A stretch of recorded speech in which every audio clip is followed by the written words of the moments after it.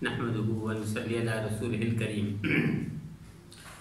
अक्सर अहबाब और साथी पूछते हैं कि बीमारी और परेशानी में क्या अमाल करने चाहिए जिससे बीमारी भी दूर हो जाए और परेशानी भी ख़त्म हो जाए। तो याद रखिए, बीमारी हो या परेशानी, इन अमाल के ज़रिए से आप इन दोनों को जड़ से ख़त्म कर सकते हैं और अल्लाह का कुर्ब और ताल्लुक़ भी हासिल कर सकते हैं, बल्कि अल्लाह के मुकर्रबीन और कामिलीन में शामिल भी हो सकते हैं। उसमें सबसे पहली बात सदका है। सदका रोज़ाना देना बीमारी के दिनों में और परेशानी के दिनों में अल्लाह परेशानी और बीमारी को ख़त्म कर सकते हैं। और सदका कुरान से भी साबित है, हदीस से भी साबित है, पूरी उम्मत से 1400 साल में साबित है।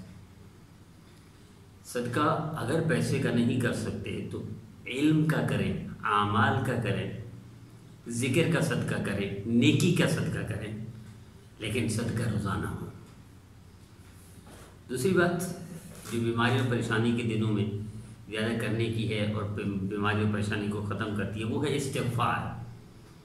आपको इस्तिग़फ़ार पूरी दुआ नहीं आती तो अस्तग़फ़िरुल्लाह अस्तग़फ़िरुल्लाह पढ़ सकते हैं। दिन में 500 मरतबा अस्तग़फ़िरुल्लाह पढ़ लीजिए, आपकी परेशानी और बीमारी ख़त्म हो जाएगी इंशाअल्लाह। इससे बहुत सारे मसाइल दुनिया और आखिरत के हल हो जाएंगे। तीसरी बात दरूद शरीफ। नबी करीम सल्लल्लाहु अलैहि वसल्लम ने जो इरशाद फरमाया कि मुझ पर दरूद पढ़ो, पर सिर्फ हुज़ूर सल्लल्लाहु अलैहि वसल्लम ने नहीं हुक्म दिया, बल्कि अल्लाह ने फरमाया इन्नल्लाह व मलाइकतहु युसल्लूना अलन नबी या अय्युहल्लज़ीना आमनू सल्लू अलैहि वसल्लम। अल्लाह जिस काम को करते हों तो यकीनन वो अज़ीम शान इबादत होगी। मुसलमान काफिर है दरूद से। अगर दरूद को हिर्ज़ जान बना लें और अपने साथ लाजिम मंजूम कर लें, अपनी ज़िंदगी में इसको वो कर ले, यानी लाजिम कर ले, तो यकीनन दुनिया और आखिरत की परेशानियों से बच जाएगा, बीमारियाँ परेशानियाँ भी दूर हो जाएंगी। तीसरी चीज़, चौथी चीज़ ला इलाहा इल्ला अंता सुब्हानका इन्नी कुन्तु मिनज़ ज़ालिमीन। आयत करीमा, बीमारी हो या परेशानी, कम से कम इसका 70 बार, ज़्यादा से ज़्यादा 100 बार ज़रूर कर लें। अब देखेंगे अल्लाह करम फरमाएगा। हज़रत यूनुस अलैहिस्सलाम मछली के पेट में थे, मछली के पेट से अल्लाह ने निकाल दिया इसी दुआ की बरकत से।